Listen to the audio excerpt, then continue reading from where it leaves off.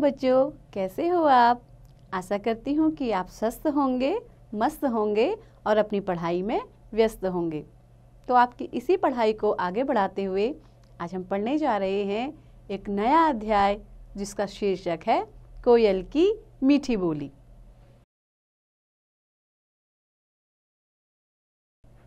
यह एक सुंदर सी कविता है जिसको पढ़कर आपको बहुत ही मज़ा आने वाला है। तो इस कविता का परिचय जानते हैं। इस कविता से हमें सीखने को मिलता है कि मीठी वाणी बोलने वाले का सभी सम्मान करते हैं।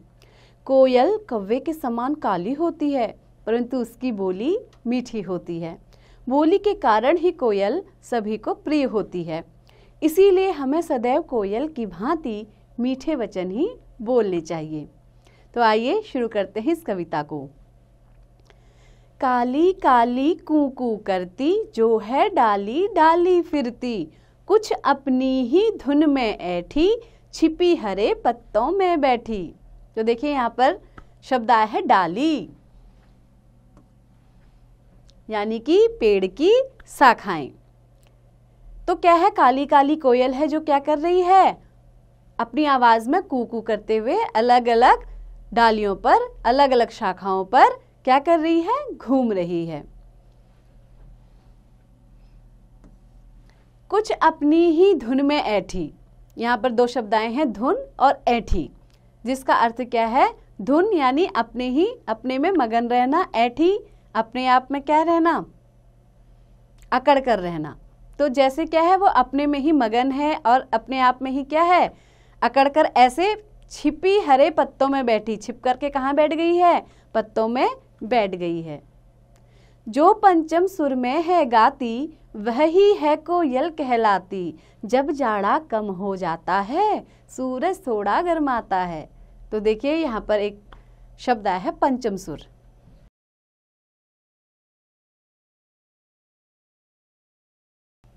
पंचम सुर का मतलब क्या है, यहाँ पर मधुर स्वर से। जो मधुर स्वर में गाती है वो क्या कहलाती है, कोयल। जब क्या होता है, थोड़ा जाड़ा कम होने लगता है, थोड़ी थोड़ी गर्मी के दिन आने लगते हैं, यानी कि इनके जाड़े और गर्मी के बीच का समय, यानी बसंत के समय की बात कवि कर रहा है। तब होता है समा निराला, जी को बहुत लुभाने वाला, पेड़ हरे सब हो जाते हैं, नए नए पत्ते पाते हैं। तो यहाँ पे क्या है, एक शब्द आया है निराला, जिसका अर्थ है अनोखा।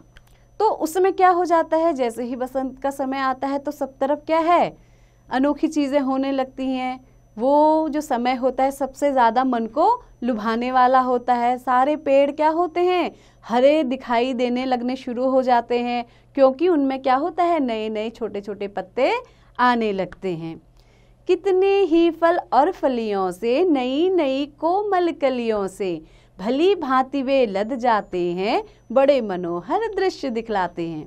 तो क्या होता है, जैसे ही बसंत शुरू होता है तो क्या होता है, छोटी छोटी कलियों से, फलियों से, फलों से क्या होता है, वृक्ष क्या होते हैं, भर जाते हैं। पेड़ पौधे क्या है, कलियों से भर जाते हैं। भांति भांति वे लग जाते हैं। लग जाना मतलब उन पर इतने सारे रंग बिरंगे कलियां खिल जाती हैं, फूल खिल जाते हैं और उनसे क्या होते हैं, फल बनते हैं। तो ऐसे अलग सुंदर सुंदर दृश्य दिखाई देते हैं। तो देखिए यहाँ पे एक शब्द दिखाई दे रहा है, मनोहर, यानी कि जो अत्यंत ही क्या होता है, मनोरम होता है, सुंदर होता है। तो ऐसे अलग अनेक से मनोहर दृश्य या सुंदर दृश्य दिखने लगते हैं। रंग बिरंगे प्यारे प्यारे फूल खिल जाते हैं सारे, सुगंधित हवा बहने लगती है, दिशा सब महकने लगती है। तो बसंत के आते ही क्या होता है, अलग अलग रंग के फूल, प्यारे प्यारे से कोमल से फूल खिल जाते हैं और चारों ओर खुशबू भरी हवाएं या सुगंधित हवा बहने लगती है और चारों दिशाएं ऐसा लगती हैं जैसे वो क्या हो गई हों, महक गई हों। सभी दिशाओं से क्या होने लगती है, सुंदर सी खुशबुएं आने लगती हैं।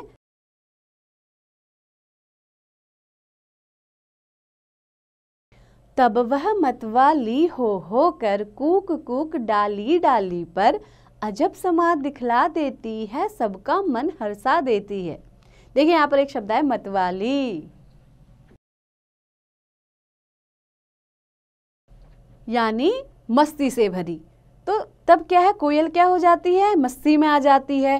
कूक कूक डाली डाली पर, और हर एक पेड़ की डाली में उछल कूद करती है और अपनी आवाज में गाना शुरू कर देती है। अजब समा दिखला देती है, सबका मन हर्षा देती है। देखिए यहाँ पर शब्द आया है समा, यानी कि नजारा। तो हमें क्या करती है, वो अद्भुत नजारे दिखाती है और सबका मन हर्षा देती है। हर्षा देना,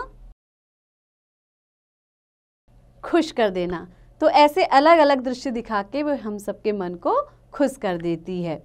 बच्चों जब अपना मुख खोलो, तुम भी मीठी बोली बोलो, इससे तुम बहुत सुख पाओगे और सबके प्यारे बन जाओगे। तो बच्चों, जब भी आप अपना मुंह खोलते हैं तो हमको हमेशा कैसी वाणी बोलनी चाहिए, मीठी वाणी। हमेशा हमें अच्छी बातें बोलनी चाहिए, किसी से लड़ाई झगड़ा या कोई भी बुरी बात नहीं कहनी चाहिए। इससे तुम बहुत सुख पाओगे। इससे क्या होगा, तुम्हें खुद अपने आप में बहुत ही अच्छा लगेगा और तुम सबके प्यारे कहलाओगे, सबके प्रिय बन जाओगे। तो अयोध्या सिंह उपाध्याय हरिऔध जी ने इस कविता को लिखा है।